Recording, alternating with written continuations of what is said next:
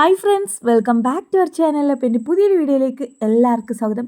ഇന്ന് നമ്മൾ തയ്യാറാക്കാൻ പോകുന്ന ഈ ഒരു പലഹാരം ഉണ്ടല്ലോ, നിങ്ങൾക്ക് ഏത് ടൈമിലും കഴിക്കാവുന്നതാണ് കേട്ടോ. മോർണിംഗ് ബ്രേക്ക്ഫാസ്റ്റ് ആയിട്ടോ, ഈവനിങ് ടൈമിൽ സ്നാക്കായിട്ടോ, നൈറ്റ് ഡിന്നറിനൊക്കെ കഴിക്കാൻ പറ്റുന്ന ഒരു അടിപൊളി ഐറ്റമാണ്.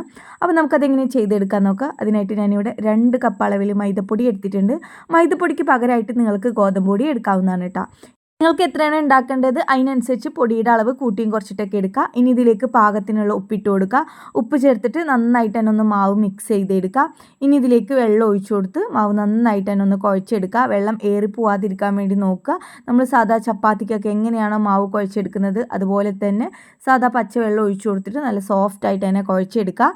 ഇപ്പോൾ ഇതാ മാവൊന്ന് ഞാൻ ആദ്യം ഒന്ന് കുഴച്ച് സെറ്റാക്കി എടുത്തിട്ടുണ്ട്. ഇനി ഇതിലേക്ക് 2 ടേബിൾ സ്പൂൺ അളവിൽ ഓയിൽ ഒഴിച്ചു കൊടുക്കുക. ഓയിൽ ഒഴിച്ചു കൊടുത്തിട്ട് വീണ്ടും മാവ് നല്ല സോഫ്റ്റ് ആയിട്ട് തന്നെ കുഴച്ചെടുക്കുക. ഇതാ നമ്മൾ ഓയിൽ ചേർത്ത് മാവ് നല്ല സോഫ്റ്റായി കുഴച്ചെടുത്തിട്ടുണ്ട്. ഇനി ഇത് റെസ്റ്റ് ചെയ്യാൻ വേണ്ടി മാറ്റി വെക്കാം. ഇനി നമുക്ക് വേണ്ടത് ഒറ്റൊരു സവാളയാണ് കേട്ടോ. സവാളയുടെ തോലൊക്കെ കളഞ്ഞ് നന്നായി കഴുകിയെടുത്ത ശേഷം ഇതുപോലെ ചോപ്പറിലേക്ക് ഇട്ട് കൊടുത്തിട്ട് നന്നായിട്ട് തന്നെ ഒന്ന് ചോപ്പ് ചെയ്തെടുക്കാം. നല്ലപോലെ ചോപ്പ് ചെയ്തെടുക്കുമ്പോൾ അതിൽ നീരുണ്ടാവും. അപ്പോൾ ഇതുപോലെ ഒരു കോട്ടൺ തുണിയിലേക്ക് ഇട്ട് കൊടുത്തിട്ട് അതിൻ്റെ നീര് നല്ലപോലെ പിഴിഞ്ഞെടുത്ത ശേഷം വേണം ഇതുപോലെ ഒരു പാത്രത്തിലേക്ക് ഇട്ട് കൊടുക്കാനായിട്ട്.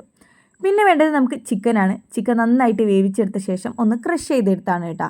ഇനിയിപ്പോൾ നിങ്ങൾക്ക് സവാള ചോപ്പർ ഇല്ലാന്നുണ്ടെങ്കിൽ നല്ല കുനുകുനാന്ന് അരിഞ്ഞെടുത്താൽ മതി കേട്ടോ. ഇനി ഇതിലേക്ക് കുറച്ച് മല്ലിയില ഇട്ട് കൊടുക്കാം കേട്ടോ. കുറച്ച് പറഞ്ഞാൽ കുറച്ച് കൂടുതൽ മല്ലിയില ഇട്ട് കൊടുത്തിട്ടുണ്ട്. പിന്നെ വേണ്ടത് പാകത്തിനുള്ള ഉപ്പാണ്. അപ്പോൾ ഉപ്പ് കൂടെ ചേർത്ത് കൊടുക്കുക. ഇതിലേക്ക് ഒരു 1/4 ടീസ്പൂൺ അളവിൽ ഗരം മസാലപ്പൊടിയും 1/2 ടീസ്പൂൺ അളവിൽ മുളക് പൊടിയും ചേർത്ത് കൊടുക്കുന്നുണ്ട്. മുളക് പൊടിക്ക് പകരമായിട്ട് നിങ്ങൾക്ക് കുരുമുളക് പൊടി വേണമെങ്കിൽ കുരുമുളക് പൊടി ചേർത്ത് കൊടുക്കുക, അല്ലെങ്കിൽ പച്ചമുളക് ചതച്ചത് വേണമെങ്കിൽ അതും ചേർത്ത് കൊടുക്കുക.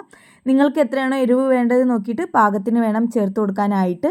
എന്നിട്ട് ഇതെല്ലാം അതും കൂടെ മിക്സ് ചെയ്തെടുക്കുക. ഇത്രയേ ഉള്ളൂ കേട്ടോ. നമ്മളൊരു ഗരം മസാല പൊടി നല്ലൊരു ഫ്ലേവറിന് വേണ്ടി ചേർത്താണ്. നിങ്ങൾക്ക് വെറും കുരുമുളക് പൊടി മാത്രം മതിയെങ്കിൽ അത് ചേർത്തിട്ടും ചെയ്യാവുന്നതാണ്. അതുപോലെ തന്നെ ഈ ഒരു ചിക്കൻ എടുക്കുന്നതിന് പകരം നിങ്ങൾക്ക് ബീഫ് വെച്ച് ചെയ്യുക, അല്ലെങ്കിൽ കോഴിമുട്ട ചിക്ക് ചെയ്തിട്ടുണ്ടെങ്കിൽ അത് എടുക്കാവുന്നതാണ് കേട്ടോ. ഇപ്പം നമ്മളിത് മിക്സ് ചെയ്തിട്ട് ഇനി മാറ്റി വെക്കാം.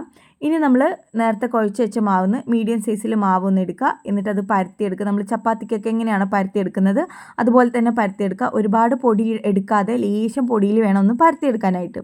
അതുപോലെ തന്നെ ഒരുപാട് തിക്കും ആവരുത്, ഒരുപാട് തിന്നും ആവാത്ത രീതിയിൽ വേണം പരത്തിയെടുക്കാനായിട്ട് കേട്ടോ. എന്നിട്ട് ഈ പരത്തിയെടുത്തതിൻ്റെ മുകളിലായിട്ട് നമുക്ക് ഓയിൽ ഒന്ന് ചെറുതായിട്ടൊന്ന് ബ്രഷ് ചെയ്ത് കൊടുക്കുക. ഇനി ഇതൊന്ന് നമുക്ക് കട്ട് ചെയ്തെടുക്കണം കേട്ടോ. അപ്പോൾ അതാ കത്തി വെച്ചിട്ട് ഞാനിങ്ങനെ 4 ഭാഗത്തായിട്ട് 2 വരയിട്ട് കൊടുത്തിട്ട് ഇങ്ങനെ കട്ട് ചെയ്തെടുക്കുന്നുണ്ട് കേട്ടോ. നിങ്ങൾക്കിത് കണ്ടാൽ അറിയും. അപ്പോൾ ഇതുപോലെ തന്നെ ഒന്ന് കട്ട് ചെയ്തെടുക്കുക. ഇത് നമുക്കിങ്ങനെ ലെയറായി കിട്ടാൻ വേണ്ടിയിട്ടാണ് കേട്ടോ ഇങ്ങനെ ചെയ്തെടുക്കുന്നത്. അപ്പോൾ നമ്മൾ കത്തി കൊണ്ട് ഈ പരത്തിയെടുത്തത് വളയാതെ ഇതുപോലെ വേണം കട്ട് ചെയ്തെടുക്കാനായിട്ട്. ഇപ്പോൾ ദാ ഇതുപോലെയാണ് നമുക്ക് ലാസ്റ്റ് കട്ട് ചെയ്ത് കിട്ടുക കേട്ടോ. ഇനി ഇതിൻ്റെ സെൻറ്ററിലായിട്ട് നമുക്ക് ഫില്ലിങ്സ് വെച്ച് കൊടുക്കുക. നമ്മളിപ്പോൾ ചിക്കനും സവാളയൊക്കെ വെച്ചിട്ടുള്ള ഫില്ലിങ്സ് വെച്ച് കൊടുക്കുക. ഇനി ഇത് നമ്മൾ മടക്കിയെടുക്കുന്നത് ആദ്യം നമ്മളിത് ഇതുപോലെ വേണം മടക്കിയെടുക്കാനായിട്ട് കേട്ടോ. ആദ്യം ഇതിൻ്റെ 2 സൈഡിലുള്ള പീസ് അപ്പുറം ഇപ്പുറം വെച്ച് കൊടുത്ത ശേഷമാണ് നമ്മളിത് നേരെ ഈ ഫില്ലിങ്സിൻ്റെ മുകളിലായിട്ട് വെച്ച് കൊടുക്കുന്നത്. നിങ്ങൾക്കിതൊരു 1-2 പ്രാവശ്യം കണ്ടു കഴിഞ്ഞാൽ മനസ്സിലാവും കേട്ടോ. അപ്പോൾ അത് നമ്മൾ ഇതേപോലെ തന്നെയാണ് ചെയ്തെടുക്കേണ്ടത്. എന്നിട്ട് ഇതിൻ്റെ നേരെ 2 ഓപ്പോസിറ്റ് സൈഡുള്ള ഭാഗവും ഇങ്ങനെ മടക്കിയെടുക്കാം. അതിനുശേഷം നമ്മൾ വീണ്ടും ഒന്നുകൂടെ ഒന്ന് മടക്കിയെടുക്കണം കേട്ടോ. അപ്പോൾ ആദ്യം എല്ലാ സൈഡും ഒന്ന് ഒപ്പാക്കി കൊടുക്കുക. എന്നിട്ട് ജസ്റ്റ് ഒന്ന് നമ്മൾ ഈ പരത്തിയെടുക്കുന്ന കോയിൽ കൊണ്ട് വീണ്ടും ഒന്ന് പരത്തിയെടുക്കണം. ഒരുപാട് തിന്നാവാതെ ലേശം ഒരു തിക്കി തന്നെ പരത്തിയെടുക്കുക. ഈ കോയിൽ വെച്ച് പരത്തിയെടുക്കുന്ന സമയത്ത് അതിൻ്റെ ഉള്ളിലുള്ള ഫില്ലിങ്സ് പുറത്ത് വരാതെ നോക്കണം കേട്ടോ. അപ്പോൾ അതുകൊണ്ട് തന്നെ കയ്യിൽ ഒരുപാട് ഇങ്ങനെ പ്രസ് ചെയ്ത് കൊടുത്തിട്ട് പരത്തിയെടുക്കരുത്. പരത്തിയെടുക്കുന്ന സമയത്ത് ലേശം പൊടി വേണമെങ്കിൽ ഇട്ടും കൊടുക്കാം കേട്ടോ. ഇപ്പോൾ ഇതാ കണ്ടില്ല, ഇതാ ഇത്രയ്ക്ക് വലുപ്പമാക്കി എടുത്താൽ മതി കേട്ടോ. അപ്പോൾ ബാക്കിയുള്ളതും ഇതുപോലെ തന്നെ ചെയ്തെടുക്കുക. ഇനി ഇത് നമ്മൾ ചുട്ടെടുക്കാൻ വേണ്ടി പോവുകയാണ്. അതിനായിട്ട് ഇതാ ചൂടായ പാനിലേക്ക് കുറച്ചൊന്ന് ഓയിൽ ഒഴിച്ചു കൊടുത്തിട്ടുണ്ട്. എന്നിട്ട് ഇതുപോലെ ഞാൻ ഇവിടെ ഒരു 3 എണ്ണം പരത്തിയെടുത്തിട്ടുണ്ട്. ആ 3ഉം ഇതിലേക്ക് ഇട്ട് കൊടുത്തിട്ട് മീഡിയം ഫ്ലെയിം ഇട്ടിട്ട് വേണം ഇത് ചുട്ടെടുക്കാനായിട്ട്. ഒരു സൈഡ് വെന്ത് വരുമ്പോൾ ഇത് തിരിച്ചും മറിച്ചൊക്കെ ഇട്ട് കൊടുക്കുക കേട്ടോ.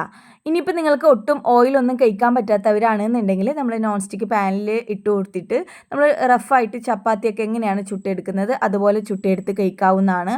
അല്ല നിങ്ങൾക്കിത് ആവിയിൽ വേവിച്ചെടുത്ത് കഴിക്കണമെങ്കിൽ അങ്ങനെയും കഴിക്കാവുന്നതാണ് കേട്ടോ.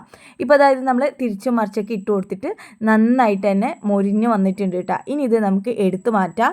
അപ്പോൾ ഇത്രയേ ഉള്ളൂ. ബാക്കിയുള്ളതും കൂടെ ഇതുപോലെ തന്നെ നമ്മൾ ചെയ്തെടുക്കാം. നന്നായിട്ട് തന്നെ ഉള്ളൊക്കെ നല്ലപോലെ പൊന്തി വരും കേട്ടോ.